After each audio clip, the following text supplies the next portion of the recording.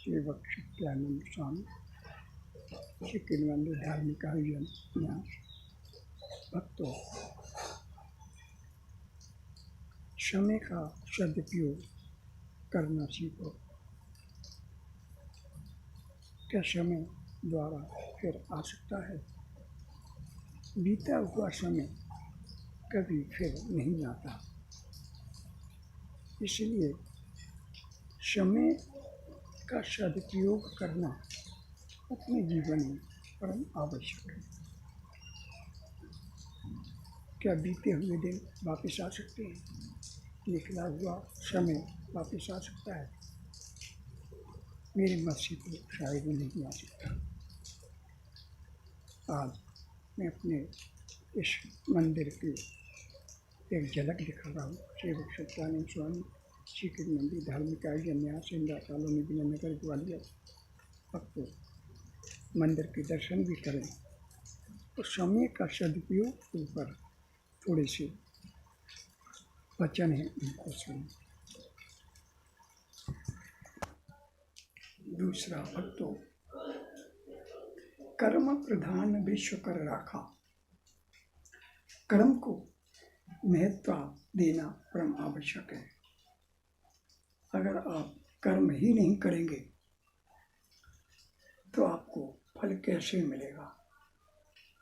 अगर जीवन में कुछ करने का विचार है तो नंबर 1 ध्यान रखें, कर्म करते रहो। भगवान श्री कृष्ण ने भी गीता में बार बार कर्म को प्रधानता दी है। इसलिए ठीक है, करने वाला परमपिता परमेश्वर है। हमारे आपके करने से कुछ नहीं होता, होगा वही जो परमपिता परमेश्वर चाहता है। लेकिन इसमें भी कर्म को प्रधानता भगवान श्री कृष्ण ने दी है। आप कर्म नहीं करेंगे तो आपका कार्य संचालन कैसे होगा? जैसे अपने परिवार पालना है तो नौकरी भी करना पड़ेगा, बिजनेस भी करना पड़ेगा, घर से बाहर भी रहना पड़ेगा, घर के पास भी रहना पड़ेगा। तो ये कर्म करेंगे तो 2 पैसे आएंगे, उससे आपका घर परिवार चलेगा। इसलिए कर्म को प्रधानता देते हुए फिर अपने परम पिता परमेश्वर, अपने इष्ट में श्रद्धा सबूरी रखते हुए, उनके ऊपर विश्वास रखते हुए अपने कर्म को करते जाओ। आपके जीवन में खुशहाली आती जाएगी। जो निकम्मे होते हैं, जो लोग करे ईश्वर ही सब कुछ कर देगा, वो निकम्मे लोग जीवन में कुछ भी नहीं कर सकते। इसलिए कर्म को प्रधानता दी है। कर्म करते जाओ तो आपको सफलता अवश्य मिलेगी। फल देने वाला परमपिता परमेश्वर बैठा है, वो देगा फल आपको। भक्तों, हमने भी पूरे जीवन भर कर्म किया, प्राइवेट नौकरी की, सरकारी नौकरी लग गई, वो भी की, अच्छी चली। लेकिन जब समय चक्र बदलता है तो समय चक्र के आधार पर सब कुछ बदल जाता है, क्योंकि जो निकला हुआ समय है वो फिर वापस नहीं आता। हमने अभी कुछ समय पहले तो सोचा था कि हमारे जीवन में बड़ी खुशहाली है, सब बढ़िया चल रहा है, किसी प्रकार की कोई परेशानी नहीं है। बच्चे हैं, बहू हैं, बेटे हैं, परिवार है, सरकारी नौकरी है, सब बच्चे कर रहे हैं, धर रहे हैं, कोई दिक्कत नहीं। लेकिन समय ने जब पलटा खाया तो हमारी श्रीमती जी का निधन हुआ, तिवारी का। उनके निधन के पश्चात सारा कुछ बदलाव होता चला गया। अब तो एक बात और बताता हूँ, कुछ चीज़ें परिवार में इस प्रकार की होती हैं जिसको आप भुला ही नहीं सकते जीवन में कभी भी। एक तो माता पिता का प्रेम, माता पिता का कर्म। क्या माता पिता को बच्चे कभी भूल सकते हैं? या क्या माता पिता अपने बच्चे को भूल सकते हैं? मेरे मत से तो शायद नहीं भूल सकते। क्या गुरु शिष्य को भूल सकता है, या शिष्य गुरु को भूल सकता है? अच्छा, अगर शिष्य और गुरु हैं तो भी शायद कभी नहीं भूल सकते, क्योंकि गुरु तो एक भगवान है। भगवान की तरह उनकी पूजा अर्चना करना चाहिए। इसी प्रकार से क्या पति पत्नी का संबंध कभी भुलाया जा सकता है? मेरे मत से तो शायद ना ही निकलेगा, क्योंकि ये संबंध एक ऐसा संबंध है जैसे माता पिता के प्रेम को बच्चे नहीं भुला सकते, गुरु शिष्य के प्रेम को गुरु और सेवक नहीं भुला सकता। उसी प्रकार एक प्रेम का प्रेमी को नहीं भुला सकती। उसी प्रकार पति पत्नी मरते दम पर एक दूसरे को भुला ही नहीं सकते। जब एक दूसरे से बिछोह हो जाता है तो मरते दम तक वो यादें तो रहती हैं। कहना आसान है, लोग कहते हैं अरे जी तो दुनियादारी है। हमसे भी कहते हैं, मैं कोशिश भी बहुत करता हूँ लेकिन नहीं भुला पाते। हाँ, भुलाने वाले वो अलग होते हैं जिनको वास्तविक सच्चा प्रेम नहीं है अपनी पत्नी में, अपने बच्चों में या अन्य जगह उन्होंने अपनी प्रेम करने की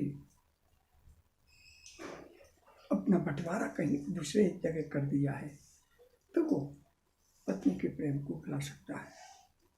अगर सच्चा प्रेमी है, सच्चा प्रेम करने वाले हैं, तो वो तो शायद मरते दम तक नहीं भुला सकते।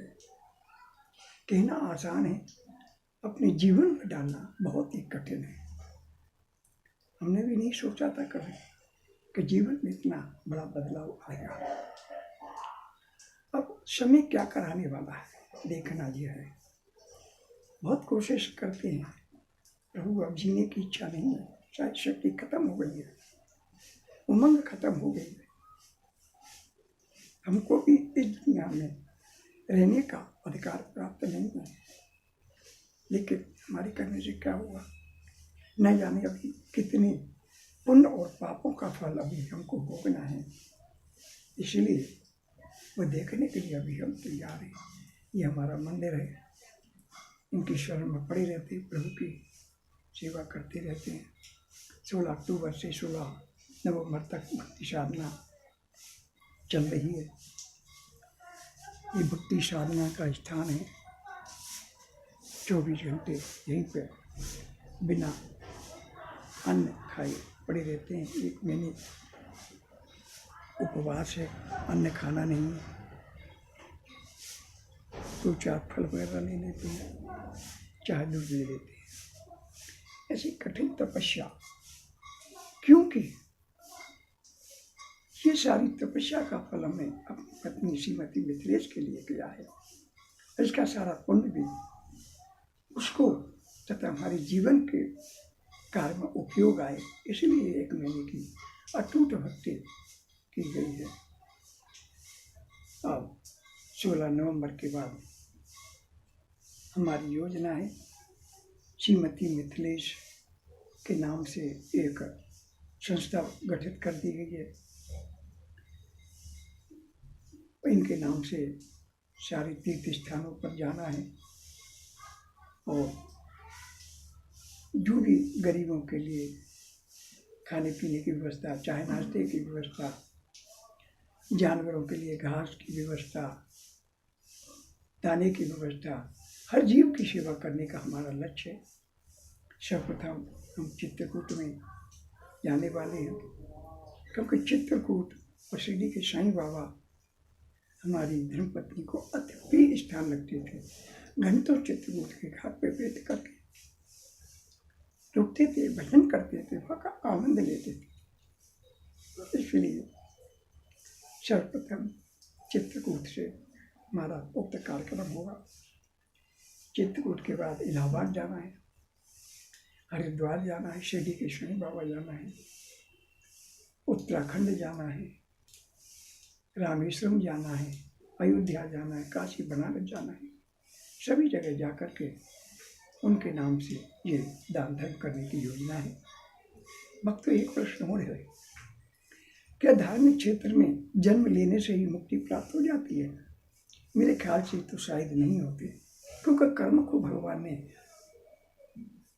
बहुत आवश्यक बताया। कर्म प्रधान विश्वकर्मा का, चाहे आप काशी बनारस में जन्म ले लें, चाहे आप उत्तराखंड में जन्म ले लें, चाहे रामेश्वर में जन्म लें, चाहे अयोध्या में ले लें, चाहे चित्रकूट में ले लें, किसी भी धार्मिक क्षेत्र में ले लें, जब तक आप अपने अच्छे धर्म कर्म नहीं करेंगे, अपने इन हाथों से धर्म कार्य नहीं करेंगे, दान धर्म नहीं करेंगे, जब तक मुक्ति मिलना आवश्यक नहीं है और ना ही शायद मिल सकती है।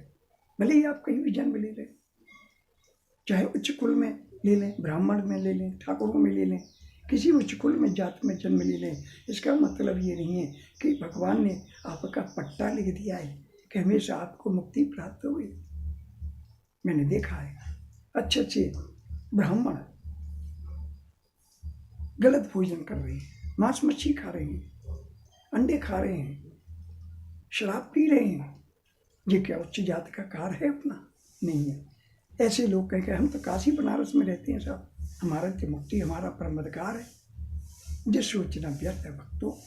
चाहे आप काशी बनारस में जन्म ले लो, चाहे अयोध्या में ले लो, चित्रकूट में ले लो, जब तक आपके कर्म अच्छे नहीं होंगे आपको मुक्ति मिलने की नहीं है।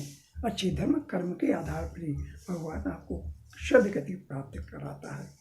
इसलिए इसको भूल जाना कि हमने धार्मिक क्षेत्र में जन्म लिया है तो भगवान ने हमको यहाँ का पट्टा लिख दिया है कि हम जो है मुक्ति को प्राप्त होंगे। इस भूल में मत रहना भक्तों।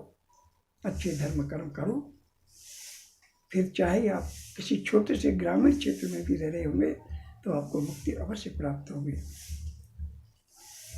3 वचन हमारे और सुन लो, 2-3 वचन हैं। अगर कुछ कर्ज गुजरना है तो एक तो सत्य को अपने जीवन में डालो, दूसरा अपने माता पिता अपने अतिथियों का सम्मान करो, तीसरा अपनी थातों से अन्न जल वस्त्र इसका दान धर्म करते रहो, अपनों से प्रेम करते रहो, अपने धर्म के अलावा दूसरे धर्म का भी सम्मान करो। और सवेरे प्रातः 4 बजे उठ करके कितनी भी परेशानी आए आप 3 साल करके देख लो, प्रातः 4 बजे के करीब उठ जाओ, स्नान ध्यान करके अपने इष्ट की पूजा पाठ करके फिर अपने कार्य में संलग्न हो जाओ। आपका 3 साल के अंदर इतना बदलाव आ जाएगा और आपका हर कार्य बनता चला जाएगा, हर रास्ते सुगम हो जाएंगे। आप गांठ बांध लें।